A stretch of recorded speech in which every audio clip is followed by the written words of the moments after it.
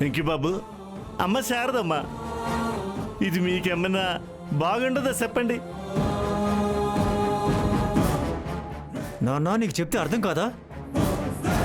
పక్కకెళ్ళకపోతే బాగుండదు చెప్తున్నా, నువ్వు పక్కకెళ్ళు. రేయ్ పిచ్చినా కొడక, నువ్వేళ్ళని డైరెక్ట్గా ఇంట్లో పెట్టుకుంటే ఇండైరెక్ట్గా ఆ ఆళ్ళపాటి అఖిలాండేశ్వరి గారితో శత్రుత్వం పెట్టుకున్నట్టేరా.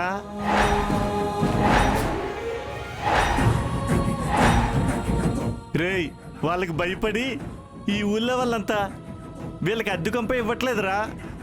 అట్లాంటిది నువ్వు వీళ్ళని నేరుగా ఇంటికి తీసుకొచ్చినావు. నువ్వెంత పెద్ద తప్పు చేసావో తెలుస్తుందిరా. వెంకు బాబు, అమ్మ శారదమ్మ, మీకు ఎన్నున్నా ఏమున్నా అది మీ ఇష్టం, మీ కష్టం. కానీ మేము లేనోళ్ళమమ్మ.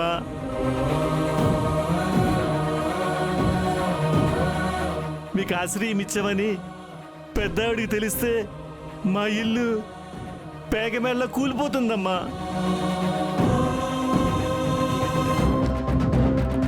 మీకు దండం పెడతాను, మీ కాలు పట్టుకుంటానమ్మా. దయచేసి ఇంకో ఇల్లు చూసుకోండి అమ్మా. నాన్న కాస్త నోరు మోస్తావా? ఆవిడ ఏం చేసినా సరే భయ్య వాళ్ళు ఇక్కడే ఉంటారు. అది కాదురా. ఇంకేం మాట్లాడుకు నాన్న. మాట్లాడతా, నేను మాట్లాడతా.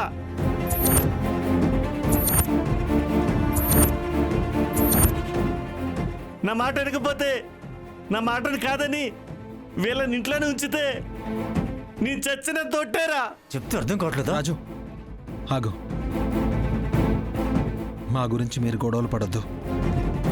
మీ నాన్న చెప్పింది నిజమే. మీరు మాకు షెల్టర్ ఇచ్చారని తెలిస్తే అది మీకే నష్టం. అవును రాజు, ఇప్పటి వరకు మేము నష్టపోయింది చాలు.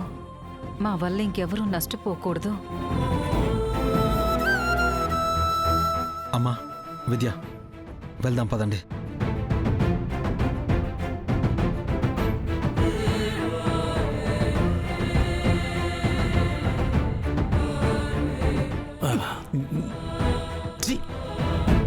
పోరా.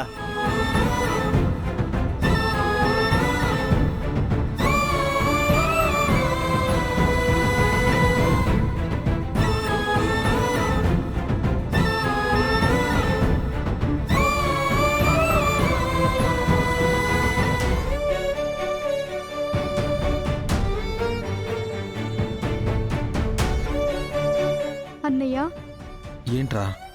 ఈ ఊర్లో అత్తయ్యని కాదని మనకి ఇల్లు ఎవ్వరూ ఇవ్వరు. ఇంకెందుకు ఇక్కడ ఉండడం?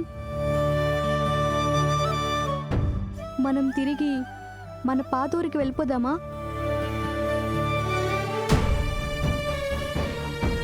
వద్దమ్మా.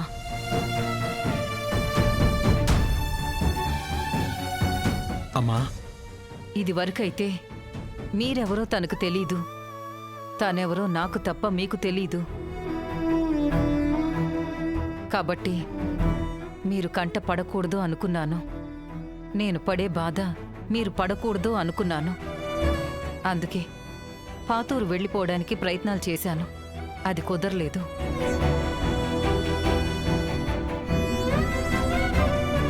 కానీ ఇప్పుడు తెలియాల్సినవన్నీ తెలిసిపోయాయి, జరగకూడనివన్నీ జరిగిపోయాయి. ఇంతదాకా వచ్చాక ఇక తేల్చుకోవడమే కానీ తిరిగి వెళ్ళిపోవడం గురించి ఆలోచించకూడదు. అమ్మా. అవునాన్నా, మనం తిరిగి ఆ ఇంట్లో అడుగు పెట్టాల్సిందే తప్ప ఊరు దాటడానికి వీల్లేదు.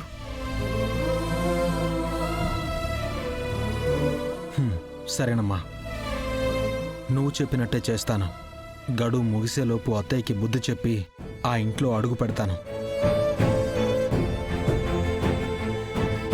కానీ అంతవరకు మిమ్మల్ని ఇలా చెట్టు కింద నిలబెట్టలేను కదమ్మా. భయ్యా, ఈ ఊర్లో ఇంకొక ఇల్లు మిగిలి ఉంది భయ్యా. ఆ ఇల్లు ఖాళీగానే ఉంది కదా. ఏ ఇల్లు రాజు? అదే భయ్యా మన అకౌంటెంట్ గారి ఇల్లు. అంకుల్దా? అవును భయ్యా, ఆయన ఈ మధ్య కనిపించడం లేదు. ఇంటి వైపు వెళితే ఎప్పుడూ తాళం వేసే ఉంటుంది.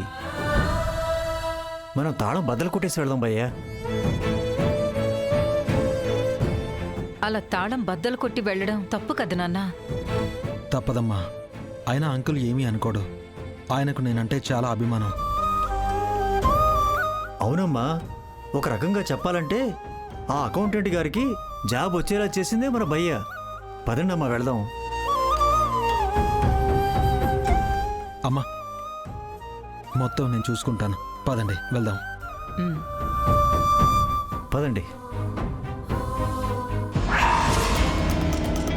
అత్తయ్య, అత్తయ్య ఇక్కడ లేదేంటి?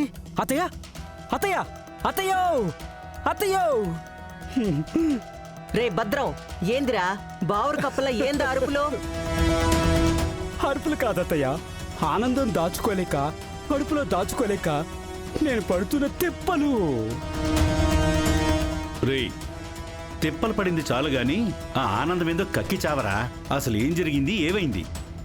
ఆ వెంకీగాడు పంచాయతీ నుంచి బయలుదేరి ఊళ్ళో అద్దెంటి కోసం అని చెప్పి తిరగని వీధి లేదు, పడని తిప్పలు లేవు.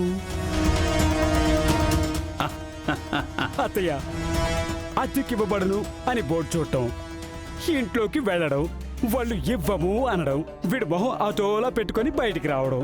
అబ్బో, ఆ వెంకీగాడు మొన్నటిదాకా నన్ను మించిన వాళ్ళు లేరు అని తెగ విర్రవీగాడు కదా.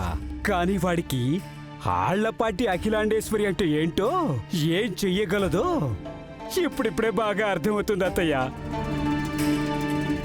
అది సరే గాని, కానీ ఆఖరికి ఆ రాజుగాడు ఆడు కొంపకి తీసుకెళ్ళాడంట కదా, ఆ సంగతి ఏమైంది?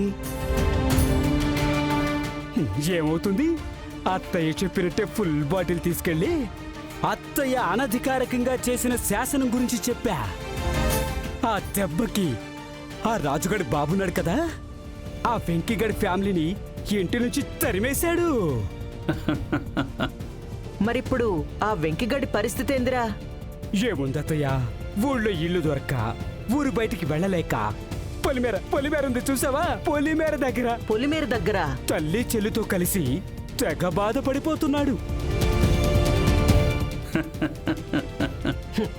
మరే అఖిలాండేశ్వరితో ఆటలాడితే ఆఖరికి ఆట అయినా పోటీ అయినా ఇట్టానే ఉంటాదిరా. కరెక్ట్ అఖిలమ్మా.